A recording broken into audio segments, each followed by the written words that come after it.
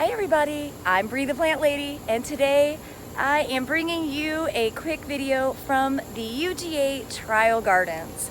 This is one of the most epic trial gardens in the United States. It has all the ornamental varieties that are kind of new, going to be introduced into the marketplace. And this was originally run by Dr. Armitage, and now Dr. John Reuter has taken it over with a team of students, and everything looks awesome. So let's go on down in so I can show you some of the highlights from the 2021 Trial Garden. You'll find trial gardens at a lot of land-grant universities and public gardens around the United States where they are testing the genetics of new plant varieties. And the UGA Trial Garden is really awesome because they do both annuals and perennials, often mixed together in the same spaces. And what we have here in front of me, these are all leucanthemum or Shasta daisy varieties, some silene, different allium varieties. Here's an allium from Gelito. Get down so you can actually see the labels. So, you know, the trials often encompass ornamentals and edibles. I visited the edible trials yesterday at the State Botanical Garden of Georgia, which was very, very exciting to see. Everything looked absolutely amazing. So you can see here down the central aisle are petunia trials in containers. Petunias aren't something that I care a lot about, but they're a big part of the annual sales each summer. And you know, here we are, they're not really getting special attention other than being watered. Athens, Georgia is zone 8. It's hot, it's humid, it's dry, it's wet. It's very similar to North Carolina in that regard. And I'm really impressed to see that all of these petunias are doing so well. I know it's still just the middle of June. It's always good to come back to these trials later on in the year to actually see how they fared through the real heat of the summer. So I'm really excited to see the mangaves are included. If you're not familiar, mangaves are like the coolest new plant. You know, whether they're hardy or not, it doesn't matter. You should grow them. And there's so many different varieties. This is actually just a few cultivars. There's a lot more than this in the marketplace now. I grow these. I haven't tried to overwinter them, though I'm sure last winter they would have been hardy for me because we were only 23 degrees. However, we got 30 inches of rain in January and February, so sometimes with plants like this, depending on your climate, it may not be a cold issue, it might be a wet issue while they're dormant and they might rot. So I grow mine in containers and bring them into my heated shed, keep them dry all winter. But again, this is Mangave.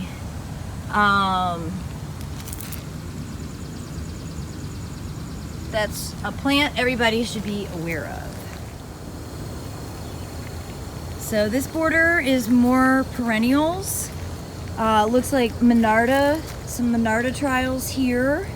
Not quite blooming, but of course with Monarda in the south, what we're really looking for is mildew resistance. And it's a little early to determine that, but so far these look really clean. And then some Echinacea varieties. So, you know, you can see these haven't started to flower yet. This is Artesian Collection Soft Orange and Red Ombre.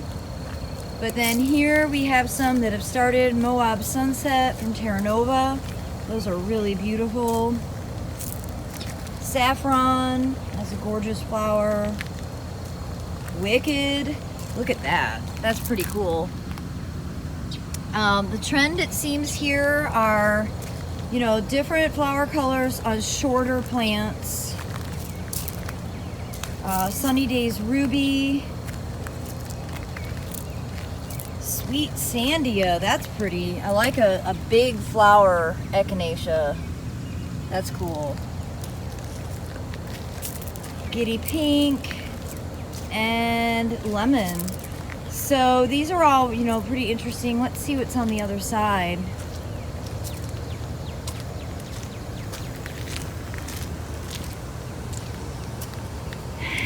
I don't see labels on this side, so I think they actually, these flags, they had like people come out and pick favorites. I think maybe the new plants aren't a part of that. I wasn't here for that, so I'm not really sure. Now when you see this happening, this is actually not good. This is actually a virus. So that's not intentional. But more petunias. I'm kind of amazed at how much square footage is devoted to petunias. Maybe it's just because I'm not into them, but yeah, I definitely was surprised when I saw this many petunias. So let's get into the area that I'm really excited about. Not dwarf hostas. Though I like hostas, it's not that I don't like them. It's just they get leaf roller where I live, and they get so ugly by the middle of summer, and yeah, I just don't have patience for that. But plants I do have patience for are Coleus, and I'm like bonkers over Coleus. I'm not gonna lie. I want to fill my entire yard with Coleus. They do their job all summer, and I can't pick a favorite. I like all of these varieties. I want all of them. So there's a lot of different genetics companies here. These are from Ball, proven winners. One thing that I am looking for is varieties that aren't starting to initiate flower, because of course you're primarily growing Coleus for the foliage. The flowers, it's not that they're ugly, they're just not as desirable, and then they tend to stretch when they start to bloom, and they're not as dense. So I'm specifically here in the middle of June. I don't want to have to start doing flower cutbacks on Coleus. I'm taking note of the varieties that aren't blooming. So that would include this one, Spitfire, and this one, El Brighto, which is an older variety. It's so good. It's such a good variety. Looks like Torchlight is almost, it's starting to initiate some blooms. They're not quite open yet. But like here we have a bunch across. I don't see any flowers on this section. So these are all really, you know, varieties I'm quite interested in. Here we have from Doom and Orange. It's a Crown Jewel, Ruby Road. And look at this really low one from Duman Lafrique. It's nice sometimes to have a Coleus that isn't so tall. So that's one I definitely want to find. Thing is, a lot of these are trial plants, so they're not necessarily available in garden centers yet. And I think this is really spectacular. Beale Street. I just have a soft spot for that bright red Coleus, especially when you mix it with chartreuse and then some black from the sweet potatoes. So yeah, this is the four corners of Bree's summer happiness right here. You see, everything here is overhead irrigated, which is also important to note because a lot of plants, you know, will suffer from disease and viral issues, but it's important in a trial garden that you actually treat it the way you would in a home garden. And if you look over there where it's being watered, you know, those are some of the new sunflowers that bloom all summer and produce hundreds of flowers. So maybe before I leave, the irrigation will turn off and we can walk over there.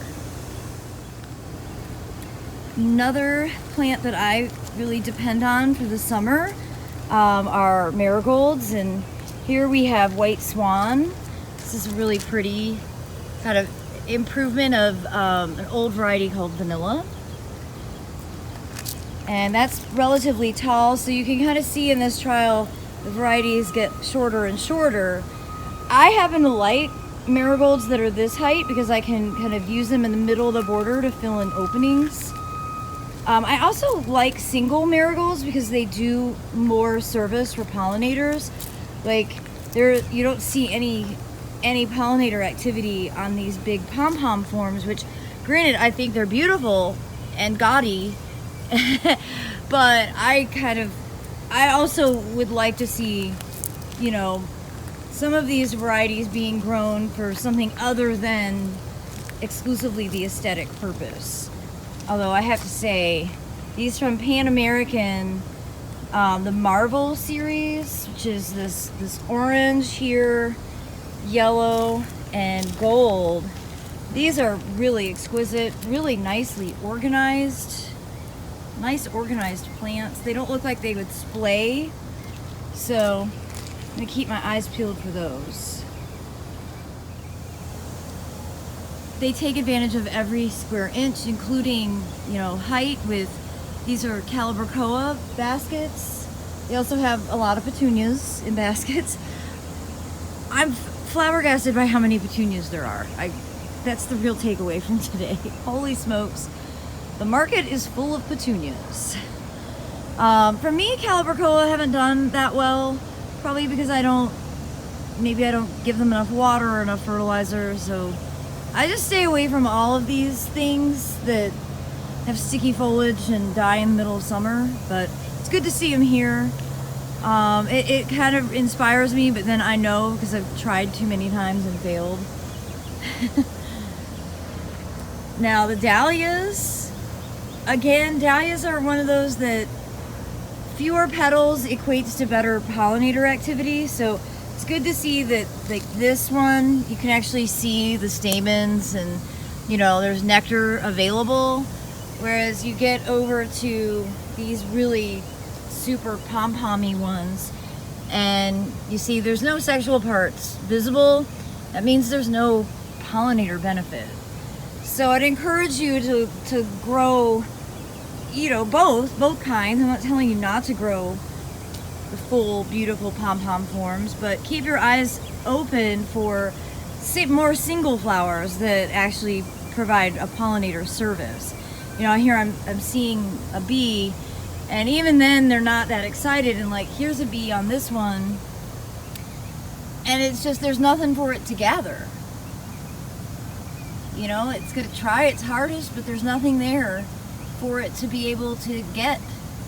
So just sort of some of the things that we're more aware of now, that pollinators are a bigger part of the motivation for gardening, and that does equate to your plant selection and how those plants service, you know, the insects and wildlife in your space. Well, I'm a huge sweet potato fan, and you know, this year I'm trialing the Treasure Island series, but I really want to get this Medusa. It's been out for a few years. I don't know why I never find it at garden centers near me, but it's just such a cool texture. I really need this. Sweet potatoes are so reliable for summer ground cover. These are all ornamental varieties, and though they do produce tubers, they are not the same starch, so they're not very tasty. Like, you could eat them, but they don't taste like a normal sweet potato. Whereas the Treasure Island series actually has the edible sweet potato production. It produces the edible tubers along with the foliage that, you know, brings you this ornamental quality. So in the shade section, there's actually quite a few interesting things, starting here with begonias. A lot of work being done to make begonias more interesting than they used to be. These ones are just spectacular, these foliage varieties. A lot of these I think are coming from Ball, and they're beautiful. I mean, they're worth growing as houseplants in the wintertime and put them outside in the summer. You know, I've never been able to find quantities of these in garden centers to be able to grow them out. I would love to have a display like this under my live oaks. I think it would be spectacular. Another shade tolerant annual that I love are Platranthus. And I've never met a Platranthus I didn't like. They're actually taxonomists have messed around, and now Coleus are considered a Platranthus. They're closely related. They're all in the Lamiaceae family, but it's very confusing because these are drastically different. You see these compared to Coleus. It's like, just from a consumer standpoint, they don't need to be the same genera. But I'm sure they'll change it again, because honestly, the last 20 years, Coleus have had 3 different botanical names. But, you know, I wish there were more in the breeding trade, because there's like 300 species of Platranthus, all of which do really well as summer annuals. And the deer don't eat these. The rabbits and groundhogs don't eat these. So they're just super practical. I wish these would become more mainstream. And thinking of wishing, I'm amazed, literally, at these delphiniums. So Dr. Armitage had these in his garden, and, you know, I just couldn't believe that he was growing delphiniums in Athens, Georgia. And here they are in the trial, doing really well. This gets late day shade, and I don't know if they're reliably perennial, but to be honest, who cares? They're so beautiful. This is a worthy annual. So now I'm gonna have this as a new obsession to try and find, because I need to grow it and kill it in my yard, right? So if you've not grown papyrus, make this the year that you do. This is a cute one. This is Prince Tut, which is just a dwarf selection of the straight species of Cyperus. I grow the straight species, which Proven Winners has given the name of King Tut. For me, that's actually been hardy perennial in a pond on the south side of my foundation. But I don't have this one, and this is such a good size. It's so manageable. So I need to try and find this at a garden center. And speaking of manageable, I'm assuming that this Verbena bonariensis meteor shower, not only is it shorter, but I hope it's sterile, because we don't need any more non-sterile verbena out into the world. But this is, again, such a good plant. It blooms all summer long. For me, it's perennial, and the deer don't eat it. So, you know, it's got really rough foliage, and yeah, animals just don't like it. So it's a really great plant if you have a lot of deer pressure. And this is like half the size of the straight species. So that's from Proven Winners. I'll need to keep my eyes peeled for that as well. See how it does at my house. I know I've confessed in other videos that this is the year of Penstemon for me, and I was excited to see these different varieties of Penstemon from Duman here in the trial. Sometimes these are perennial, or sometimes they're self-seeding. I just think Penstemon is a genus that more people should grow. It's so reliable. And there's a lot of native species. These are not. These are not native, but I think Penstemon's an awesome plant, and it's loved by pollinators and hummingbirds and different moths, and it's a great thing to grow. So here we are in the Salvia Trial, which is really interesting, and then on that side are all the super dwarf buddleias. I never knew the world needed buddleias that only grow 8 inches tall, but maybe it does. I don't know. It's such a funny time where everything is shrunken so it can fit on racks to be shipped to Lowe's and Home Depot. What do y'all think? In my garden, buddleias this size would get overrun by annuals. So they're not practical for the way I garden, but maybe they're practical for other people. I think there's certainly, decent options for container gardening. Again, this is an assumption, but in general, the approach for buddleia breeding has been to breed for sterility. And they're not totally sterile, it's usually like 99%, but to ensure that they don't become invasive and start seeding everywhere. Obviously, making buddleias tiny is also one of the priorities. Personally, this doesn't get me excited. I think there's enough tiny plants, but you know, I'm not the one making these decisions. One plant that I am looking at that is awesome that everyone should grow is Salvia Farinacea, right there. And let's walk over and get the specific cultivar on that. That for me has also been perennial, and I usually just grow like the old-fashioned variety because that's what I can find in garden centers.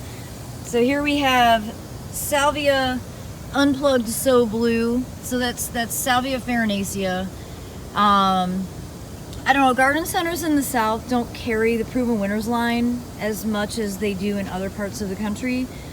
So I have not come across this particular variety, but it's a species that I highly recommend. It blooms all summer long, super drought tolerant, and again, typically deer don't eat salvia. So, you know, if you have a lot of deer pressure like I do, salvia is something that you can really rely on. Well, it's still getting watered, but I spy sesame, I think, or a sesame relative over there. Taller spikes. I'd like to get over there. Of course, you always want to go where you can't get, you know. And that's also the basil trial. And eggplants, peppers, and tomatoes. And I think what I see, that tall basil there, is a new one that I'm growing called Everleaf Thai. I think Everleaf Thai. So hopefully I'll be able to go over there in a few minutes. It's been irrigating the whole time. Another plant that I do love as a ground cover, because it's supposed to be a ground cover, is a volvulus, that blue right there. To me, that just makes so much more sense than those tiny buddleias, but, you know, how it is. And we're in the lavender trial. They're not all dead. There's a few. I'm sure these were planted this year. Lavender are notoriously not long-lived here in the south. I did a trial probably 6 years ago with 32 varieties. I have 2 left, but at least there's 2. You know, I usually just say consider them to be really short-lived annuals and replace them often. It's not always the answer people want, but it's the truth. Another great annual that blooms all summer is Angelonia, and there's a lot of interesting colors, like that bicolor purple right here, pure white. You know, 20 years ago, Angelonias were also tall. Maybe I'm being nostalgic, but I just don't get it. I don't get it. Everything doesn't need to be a ground cover. Our gardens might be smaller, but they're not shorter. So we can still have plants at varying heights. I just can't wrap my head around this trend. Hopefully somebody will recognize that we need plants that aren't just at ground level. Start breeding for selections that, you know, make a statement in your garden. Now this is a bed of a lot of natives, at least. So here's Gallardia. Really amazing plant. If you haven't grown Gallardia, you have to have Gallardia in your garden. They're so reliable. For me, they bloom 12 months out of the year. They're just incredible. And of course, over there we have a bunch of phlox, also all of which have been bred to not grow tall. I know I've already said this, so I won't keep saying it. Everything in a garden can't be only 12 inches. It just doesn't make sense. For me, looking at phlox for mildew resistance is the only thing that matters. They're certainly not deer resistant, so critical thing to remember there. Here's Heliopsis. Heliopsis for me is a great alternative to Rudbeckia, which is sitting here next to it. Rudbeckias, for me, have just become too seedy. Maybe this is a sterile variety, I don't know. They just sort of take over too much square footage and spread really vigorously. So I've started growing Heliopsis as an alternative. Well, into the trials, because the irrigation just transitioned, which is probably inevitably going to lead to the demise of those remaining lavenders. But into the section that I get most excited about, the edible trials, all these different varieties of tomatoes. I have quite a few of these growing this year. Mine are significantly smaller. I didn't get them in the ground as early as they did here in the trial. But lots of fruit production. So far, everything is super clean. I don't see any disease problems. That usually doesn't start until like the end of July. So we're in the glory phase of tomatoes right now. And then some peppers. They don't have very many peppers. Neither does J.C. Ralston in the trial. So I'm not sure what's happening in the world of pepper breeding. But here we have candy cane chocolate cherry, which you see is a variegated leaf and a variegated fruit. I have no idea if it's hot or not. And what's this? Oh, pot o pino. Oh, I have this. Okay, that gives me hope that it's not going to stay ridiculously small. Okay, well that's good, because the plant I have is like 6 inches tall, and I'm like, who wants a pepper that's 6 inches tall? It's completely ridiculous. Okay, so here we have downy mildew resistant basil trials. It's difficult to call them resistant, but mildews change really rapidly. But here's the first one that was introduced. This is a mazel. This actually came from Dave Clark's breeding out of University of Florida. Proven winners picked it up. And you see it has more of the traditional Genovese basil look to it. It's a delicious variety. Key here is the downy mildew is just sort of ravaging traditional basil varieties, and it'll jump to other plants. For me, downy mildew actually killed a lot of my rosemary. So here we have the Everleaf Thai Towers, which I'm growing for the first time this year. And I don't really know how to cook with Thai basil, but I think it smells good. That it's very different flavor. It's very like cinnamon forward. But my favorite variety that I've grown for a few years is Everleaf Emerald Towers. And this is, I think, the first one that Pan Am introduced for downy mildew resistance. And last year, this did not flower until October. So I did not have to pinch flowers all summer long, whereas you see a mazel is already starting to bloom. And once it blooms and goes to seed, it gets bitter, so you have to keep pruning those down. So not only was Everleaf Emerald Towers mildew resistant, it didn't bloom and it stayed, really tight and conical. Mine grew about 3 foot tall, which satisfies my need for things that aren't only 12 inches. It made a statement in the garden. I highly recommend this cultivar. So if you can find it, buy it. Everleaf Emerald Towers is the name. Okay, it's not sesame, you guys, it's fava bean. Maybe I need to get an eye exam. So you can see it's a legume. You usually can determine that by these tri-leaves and all these gigantic seed pods, which I'm tempted to steal one, but they're not ripe. I'll ask, I never actually steal. I'll ask the director to send me some seed. I shouldn't say things like that. But really great seed set on these. If you're not grown fava beans before, you should. They're really fun. They're more of a winter annual. So much like the cycle that I have with poppies and larkspur and grains and all those things, these fit into that category. And I just didn't have any seeds, so I didn't grow any this year, but I need to remedy that because these are really cool and they're delicious to eat. All right, now we are into the new era of sunflowers. A lot of these from proven winners. So here we have Sun Credible Saturn that kind of has this a touch of burgundy. You know, the key here is they're multi-branched. They flower all season long. So it's just, unlike a traditional sunflower that has apical dominance and one bloom at the top, this has this branching structure that provides nectar and seed for pollinators and birds all season. This all yellow variety, very logically named Sun Credible Yellow.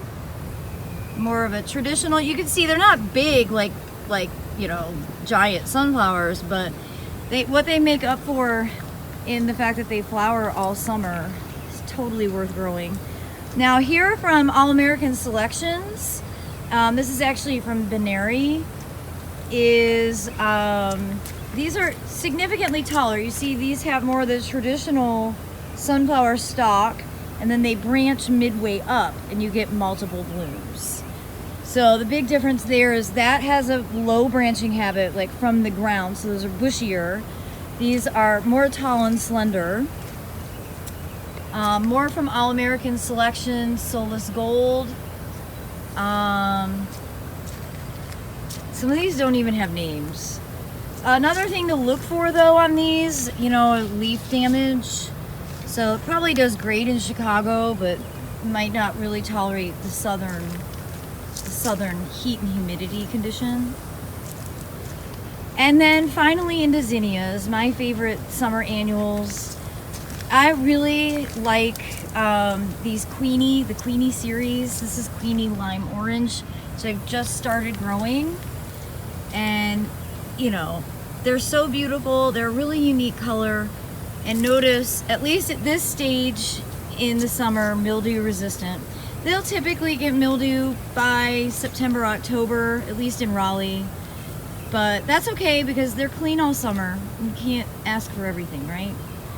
So, just think you can't go wrong with a zinnia. Oh, I said mildew resistant, but you know what I see? I see mildew starting.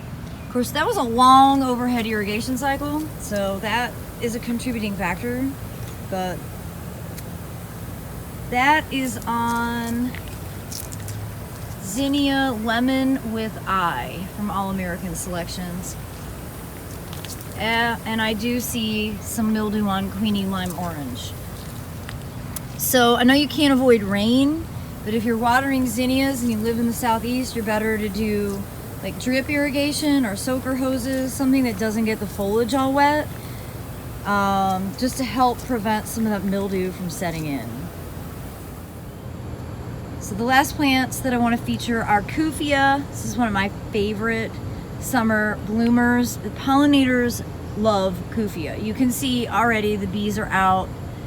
I don't see the label for this one. I've never met a koofia I didn't like either. I try to collect every variety that is available. There's a lot of different colors. The main thing is they kind of have this funny little flower that looks like a bat face or a mouse face. Sometimes they call it the Mickey Mouse plant. I really like this one, Kristen's Delight. Then you see that bat face flower is a little more predominant there. And not all of them are blooming yet, but they're so reliable. As the summer well into the fall, for me, many of these have ended up being perennial, especially in these really mild winters we've been having. Here's another classic one, often called the cigar plant. This is David Verity, or the large firecracker plant. Here's one that I grew last year for the first time, Schumannii koofia. So it's a species koofia, and just really cool. I just think really cool flowers. I love these irrationally. Micropetala is my favorite. I don't see that here. But I do have that in my garden that I'll show you on an upcoming garden tour. Well, I hope you've enjoyed today's tour. I am inevitably running behind for my next nursery visit, but I just couldn't resist coming to the trial gardens this morning to give you a sneak peek if you're not able to get to Athens to visit the trial garden in person for yourself. And if you do make it to Athens, this is a free public garden on the campus of UGA I highly recommend that you plan to spend at least a few minutes walking through here, seeing all of the amazing varieties of plants that are coming out of the horticulture industry. So, as always, thanks so much for watching, everybody.